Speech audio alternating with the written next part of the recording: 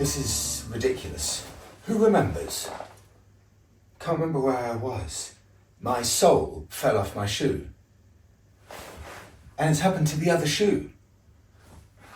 I don't want to say this, but I would not recommend getting your shoes resoled at Timpson's. It happened to this one, the sole fell off. Can't remember where I was, but I was walking around with a flappy sole. Went back to Timpson's, they were very good, they fixed it. It's happened to the other one. That was £85, and now both soles have come detached. So I've got to spend the day walking around with a flappy sole. So annoying.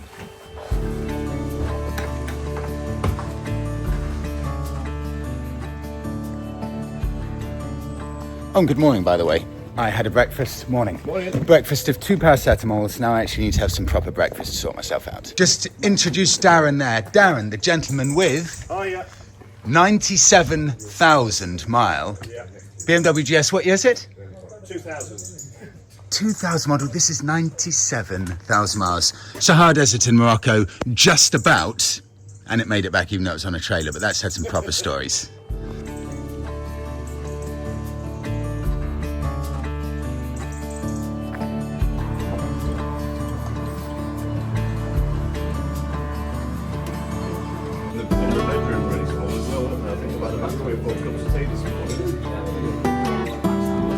This, look at that, from Joe.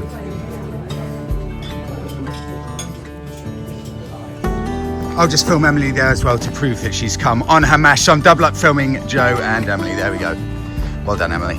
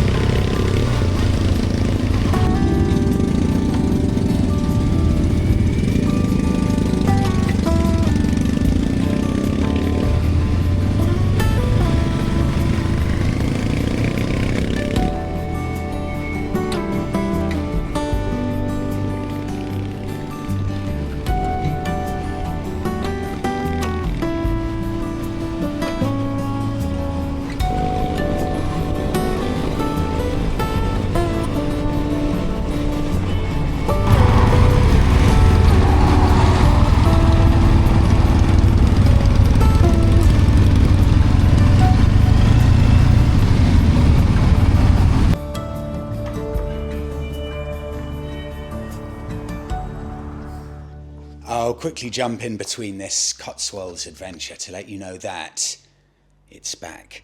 From the 15th to 23rd of November at the NEC Arena in Birmingham, Motorcycle Live 2025. This is the UK's biggest motorcycle show. For any of you used to going to the Motorcycle Live show in London, that now no longer happens. the only place that you get to see all of these incredible biking brands and all of the different zones and everything around it under one roof. Motorcycle Live, NEC Arena in Birmingham, 15th to 23rd of November, and I'm delighted to say I've got 5 tickets to give away. All you have to do, write down in the comments section below your current motorcycle that you own, or if you don't own a bike yet, the bike that you want to buy for your first bike, and let me know that you'd like to be entered into the competition. I will then completely at random from all of the comments pick 5 winners. I'll get in touch with you asking for your email, and then we'll get those tickets sent out to you. 3 of the really interesting bits that I love for this year. Number 1, something brand new for 2025. That's the Heritage Zone. That's where the National Motorcycle Museum are bringing 10 motorcycles over the decades, all the way from about 1910 to 1980. 10 of the most influential bikes over that time period. There'll be mechanics there talking about the bikes from the National Motorcycle Museum and explaining how you look after these bikes, open to all questions. You'll then have a kids zone, so this is family friendly, where children can learn to ride miniature motorbikes. And then for those looking to get into biking, there'll be professional motorcycle instructors who will teach you how to ride a motorbike. And for those of us who have a motorcycle license already, then there are going to be brand new bikes that you can take out and have a ride around the NEC Arena to see what bikes you like from the new crop. And don't worry, you don't have to bring your helmet and all the gear, because AGV, Arai, RST will provide all of the gear for you to try on site, and it's all included in the price.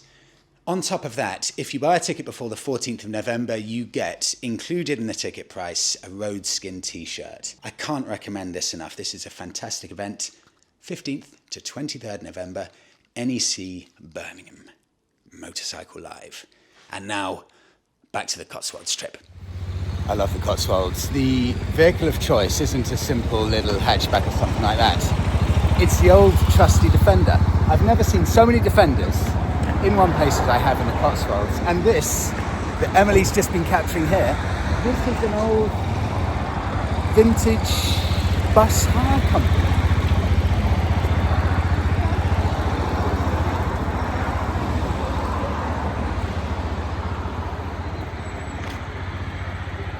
With 2 American Cadillacs behind it, another vintage bus behind that.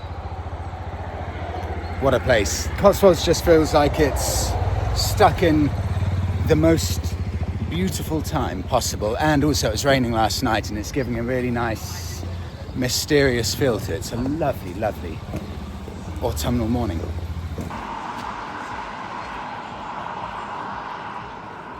That's it, David. Keep going, keep going. Put this in. 1 second, Joe. Do that again. Do that again. I'm just getting my Libertation tool roll out. First broken bike of the day. Good job you're here. Now forget about these ones. Forget about that. It has to come from here. Ah, right, okay. It's not as dirty as yours, or worn though, is it? Joe, you've made my day. Just knowing this is in the bike, you've made my day. Here we go. That's it's an alley here, there. Yeah, we've used them. What's happened? Mudguard's just gone a bit loose. Ah, I could okay. hear him knocking noise as I was going along. I see. Bouncing up, must have been bouncing up and down.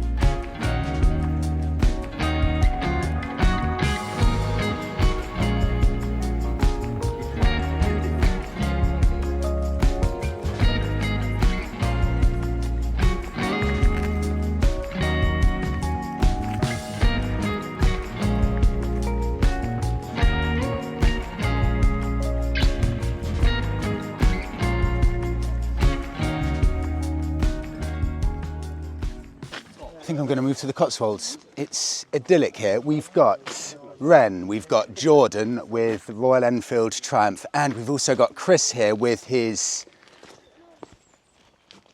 very special 1960s Triumph. So I'm going to quickly get this on camera now.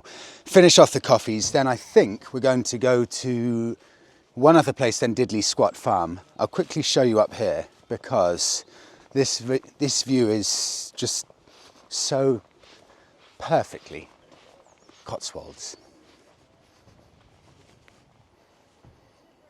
So beautiful with the stone-built cafe over there. There've been loads of classic cars coming past, motorbikes, stuff like that. So really, it's a really special part of the country here.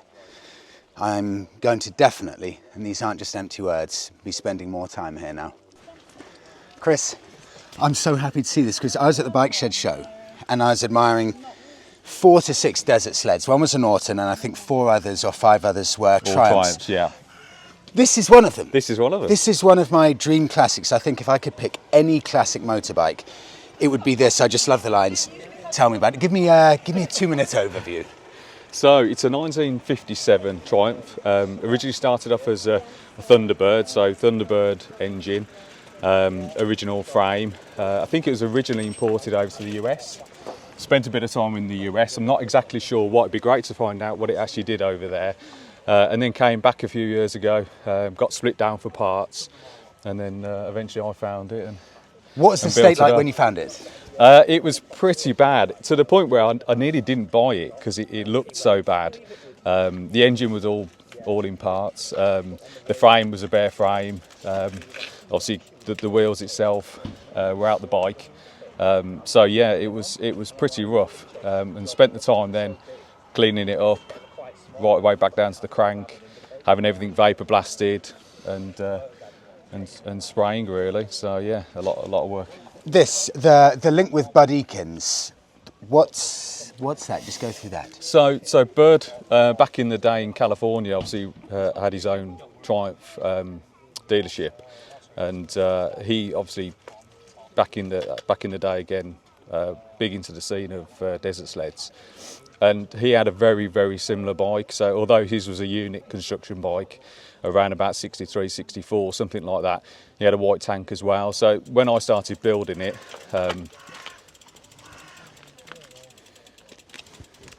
yes. When I started building it, it was really to try and recreate something like he would have ridden back in the day. This is the kind of bike that Bud Eakins, Steve McQueen would have been doing their desert races, the Baja, those kind of things, isn't it? Precisely. The coolest era of motorcycling, honestly, isn't it? I'd like to think so. And to be honest, you know, the more you get into the scene, it really starts to open up. And there's some really cool things, you know. You've got people producing a lot of the parts like Ace Classics. So you can buy some of the parts off the shelf. Some of them you have to fabricate. So for instance, the air filter, that's all fabricated. So back when they were racing, obviously, they needed high capacity filters which could cope with the sand that was being kicked up. So that was the kind of filters they were producing. So you could then bring them in, change the filter quite quickly, put a new filter on, and then obviously carry on riding. It's all right there, so easy to get to. Like you can just see everything, the space between. Everything is nice and easy to work on. Can I sit on it? Of course you can. Yeah, absolutely. This has no proper side stand. It's got no proper side stand, so yeah. I jump on, and that's fine like that. That's fine, yeah. This is the first proper vintage desert sled I've ever sat on. That seat, it gives you about 10 centimetres of cushion when you sit on it, doesn't it? It's a lovely, comfortable seat, so yeah. Nice. And hopefully, you kind of where your hands fall onto the bars. So it's quite a natural position. I can just imagine if I close my eyes, just desert racing in California, 1960s. Oh, that's so nice. And there's nothing here. No, it's so clean, isn't it? Yeah, I've tried to... Is that okay? Yeah, of course, yeah. So the electrics on the bike itself would have been back in the day. It'd have a full lighting system and an alternator and everything. I've made sure that all that is removed. So all I've now got is just the magneto. So there's no electronics at all. There's no electrics. There's no bulbs. There's no So I can only be ridden in the daytime. So there's near enough. There's no wiring on this. That's so weird. Yeah, there's one wire. Obviously, you've got the wires to the HT leads to the plugs, and then a cutout and that's it, nothing else. So there's not a lot to go wrong actually, which is why I think it's a reliable bike to ride. Chris, thank you so much for showing me this, because you're welcome. this with the backdrop of the Cotswolds and everything, when It I just kinda first fits, saw doesn't this it? Yeah. parked up, Yeah. I was over the moon to see this. It's stunning. Thank you Brilliant. so much for showing me. Well, look forward to you riding it. Yeah. Do you know, yeah, you offered me kindly. The last time I rode a 1950s, 60s bike, it's too much hard work. Yeah. Like having to recalibrate your mind Yep. into what you need to do. I think you'd need to be riding it for about 3 hours or something, because I could ride it up here now. I wouldn't enjoy it. It's too scary. I can't do it.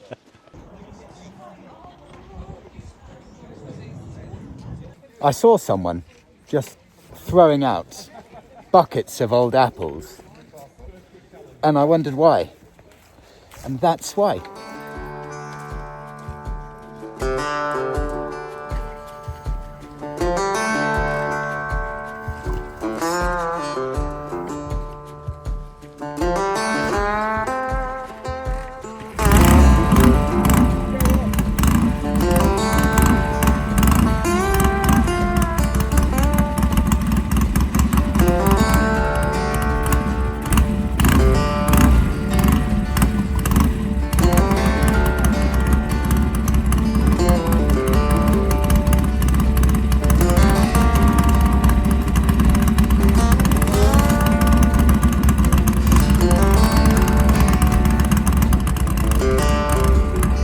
The suspense.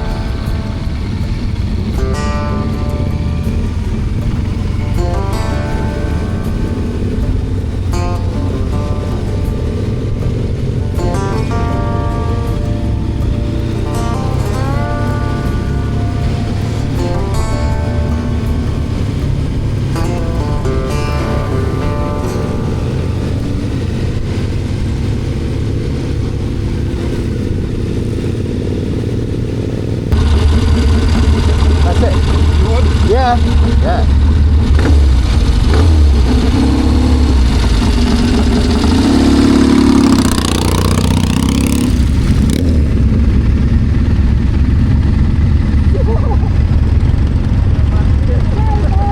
No, you're doing it too. You get on there.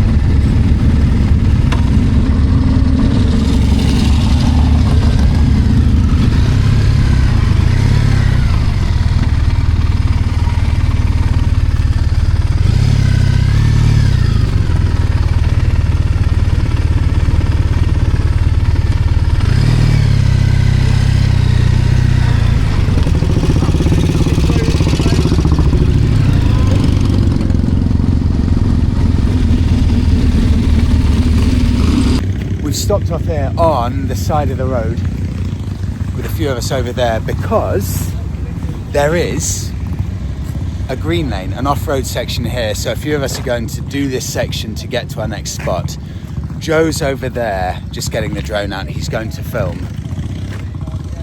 And here's the lineup of bikes about to do this green lane. Jordan, you're the first person I've ever seen to wheelie a Bonneville. Yeah! What's the horsepower? Yeah, 5. So it's possible. It is possible. Yeah. I'm blown away. I was just right behind you. You just casually just wheelied it like out of nowhere. I've never seen that in my life before. A lot of clutch stuff. Yeah.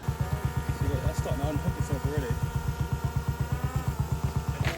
First time off-roading? First time off-roading. How are you feeling about it? Nervous, but because you give me the thumbs up and begged me to do it, Yes. I'm going to try it. And I feel like if I'm going to off-road, Freddie Dobbs and Joe from the Works. There's no one better No to one try it better with than to is try it? it with. If I fall over, there's enough brutes to pick the bike up.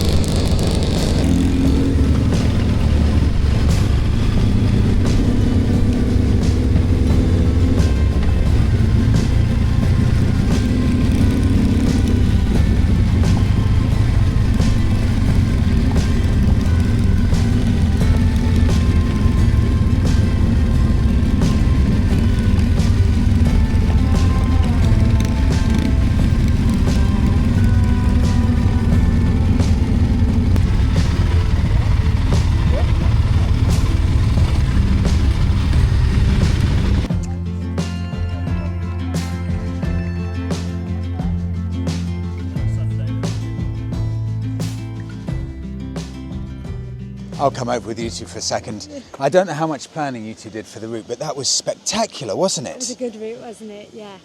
I'm just completely in love with the Cotswolds now. It's Great, isn't it? such an Cotswolds is amazing area. So many green lanes down there as well.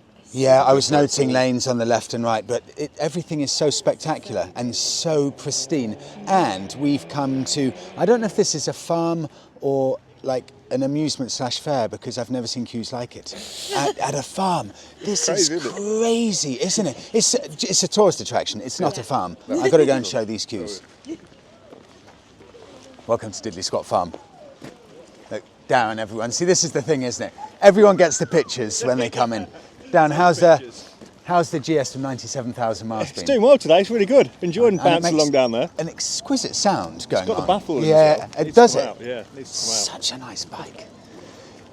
So this is Diddley Squat Farm, Jeremy Clarkson's farm. The queues just to get a coffee and things like that in this building here. And the queues go all around to the very end of the car park. I've never seen anything like it. So I don't know what we're going to do. I think we're going to queue up, but that will be at least minimum 40 minutes to even get a coffee. We'll have to see what's going on. David, what do you think of the queue? It's insane. Just to get a coffee? I could do with a hot drink. I think it's 40 minutes. It goes all the way to the corner there. And snakes. I didn't see this bit. No, I didn't see the snake. It's like going to Disneyland, isn't it, with the queue, where it snakes around. Yes. You think you've made it, and then there's another snaking bit. Snake.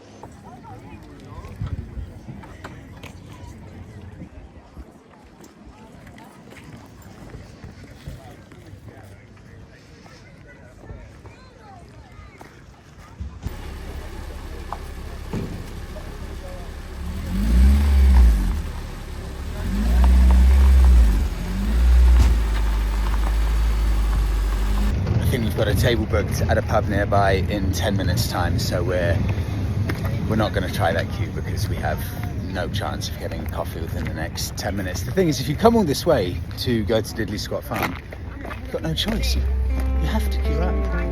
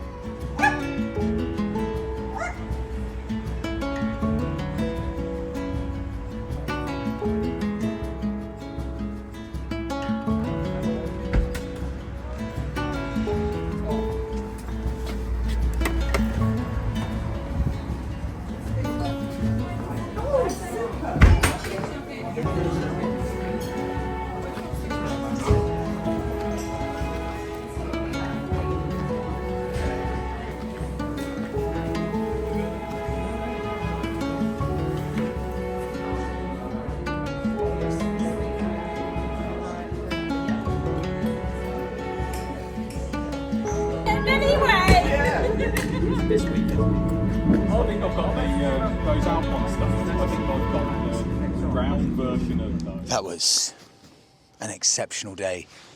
Great company, stunning. Such a nice day. Stunning, stunning part of the world. Beautiful weather. Roads were just incredible, and the places we stopped off at, Joe and Emily did such a good job picking the routes. That was a very, very special day. I loved every second of it.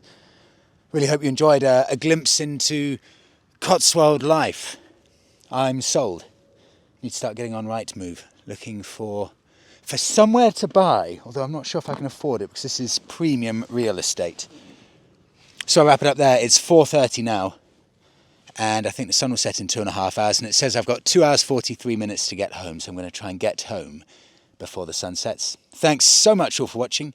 Really hope you enjoyed it. I'll see you all in the next one.